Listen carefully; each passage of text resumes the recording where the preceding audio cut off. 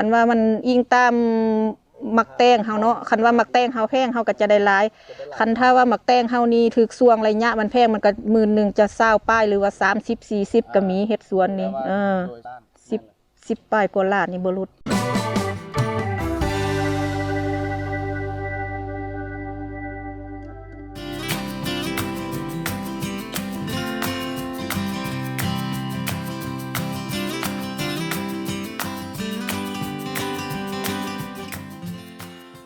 เจ้าสบายดี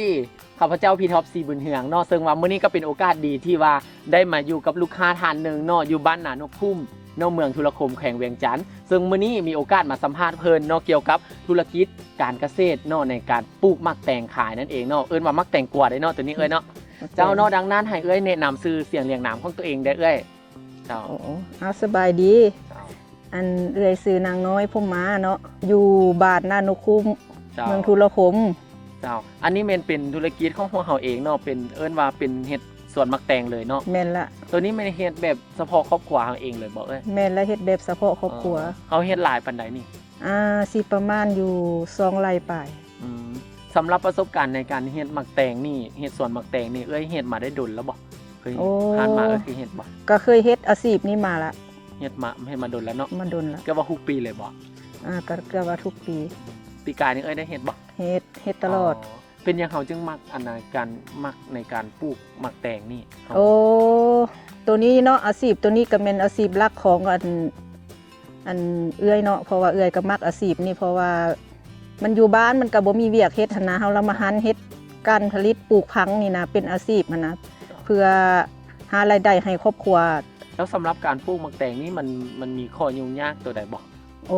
ก็ข้อยุ่งยากก็มีอยู่อาศัยการคาบ่งคาหยังแหละความยุ่งยากของมันเนาะคาแมงไหม้ศัตรูพืชอันยังเฮาได้เพียรได้รักษาแต่เฮาเก็บจักเทื่อแล้วเฮาปลูกนี่แต่เฮาปลูกมื้อนี้ก็สิเริ่มต้นก็เก็บมื้อนี้เก็บมื้อนี้ล่ะ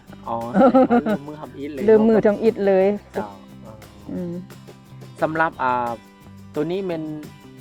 เฮาปลูกนี่มันใช้เวลาโดนบ่เฮาจึงได้เก็บเกี่ยวนี่เฮาจึงได้เก็บแต่เริ่มต้นเฮาปลูกมาเนาะเริ่มต้นแต่ระยะที่เฮาปลูกมานี่ต้องแม่นประมาณเดือนครึ่งเดือนครึ่งจะเป็นเพราะว่าปลูกมานี่ก็ได้เดือนปลายละเดือนกับ15มื้อนี่ก็เริ่มต้นเก็บเนาะเก็บ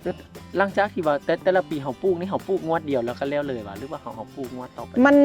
ตัวนี้เนาะมันเฮาเอาอาชีพนี้เป็นหลักเนาะคันถ้าว่าเฮ็ดสวนนี้แล้วเฮาก็จะลงต่ออีกสมมุติว่าเก็บตัวนี้แล้วคณะสมมุติว่าหมดแล้วก็ปลูกอันใหม่ตื่มเลยปลูกต่ออีกมีบอนเฮาต้องเกี่ยมดินปลูกต่ออีกเพราะเฮาเอาอาชีพนี้เป็นหลักเด้สำหรับผู้ที่ว่าเพิ่นจะมาซื้อหมักแตงเฮาไปบริโภคนี่เป็นอยู่เขตบ้านเฮานี่บ่หรือว่ามาแต่ภาคส่วนใดๆมาแต่พวกที่ว่าเขาเจ้ามารับซื้อของเฮานี่มันจะมีแม่ค้าทั่วไปเนาะมันก็หลายๆแม่ค้าคือแม่ค้ามันก็อยู่เวียงจันทน์ได้อยู่เอาแต่ว่าความต้องการของแม่ค้าแล้วเฮาก็ขายทั่วไปเฮาขายทั่วไปเพิ่นจะมารับซื้ออยู่พี่เลยเพิ่นจะมารับซื้ออยู่สวนเฮาเลยอยู่สวนพี่เลยเป็นยังเฮาคือมักปลูกมักแตงตัวนี้นี่เฮามันตัวนี้รายรับเฮาจะได้เงินเป็นหัวแล้วก็เป็นก้อนก่อนเขาไม่ว่าเฮาขายเป็นงวดเด้เนาะเฮาเก็บเป็นงวดเฮาเก็บเป็นงวดและช่วงเวลาการผลิตของเฮานี่มันก็ใส่เวลาบ่ดนเดือนปลายเนาะเดือนปลายตัวนี้เฮาใส่ก็ว่ามันมักตัวนี้สมมุติว่าเฮาปลูกเทื่อนึงนี่เฮาปลูกสุดนึงนี่เฮาได้เก็บจากงวดเฉลี่ยแล้วเฮาได้เก็บจากเทื่อสิประมาณอยู่ 7-8 เทื่อบางเทื่อก็ฮอด10เอาแต่มักแตงเฮางามคันมักแตงเฮางามเฮาก็จะเก็บได้ดนการรักษาแม่นละการรักษาบัวระบัดของเฮานี่นะ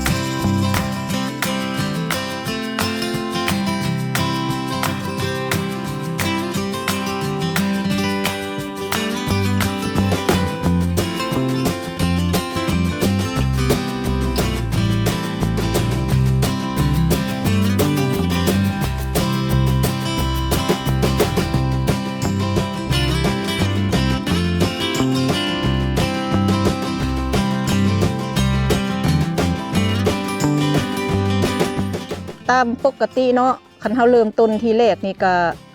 บ่หลุดละ100ป้ายหรือว่าซ้ำนี้เนาะประมาณสวนซ้ำนี้บ่หลุดละ100ป้ายหรือว่าเกือบเข้า200,000คันว่ามันอิงตามมักแตงเฮาเนาะคันว่ามักแตงเฮาแพงเฮาก็จะได้หลายคันถ้าว่ามักแตงเฮานี่ถึกสวงระยะมันแพงมันก็10,000จะ20ป้ายหรือว่า30 40ก็มีเฮ็ดสวนนี่10ป้ายกว่าล้านนี่บ่หลุดตัวนี่เนาะคันถ้าว่าผู้ใดหักมักอยากต้องการไปเฮ็ดค้าขายอยากเอาไปขายบ่หรือว่าเอาไปบริโภคไปกินหยังบ่คันว่ามีความสนใจเนาะอยากซื้ออยากได้ไปขายหยังให้ก็ให้ติดต่อเบอร์โทรก็99483709คันถ้าว่าผู้ใดหากมีความสนใจอยากซื้อหรือว่าอยากเอาไปบริโภคก็ให้ติดต่อเบอร์นี้ก็ได้ เห็นงานติดต่อต่างๆเนาะซื้อจำนวนหลายของเขาก็ขายเนาะ แม่น เราสามารถติดต่อหาเพิ่นได้ ติด เด้อ ต่อ เนาะ หาเพิ่น สำหรับ ติดต่อ เป็นมักแตงเนาะตั้งอยู่บ้านนานกคุ้มเนาะ นานกคุ้ม เมืองทุรคมแขวงเวียงจันทน์กับ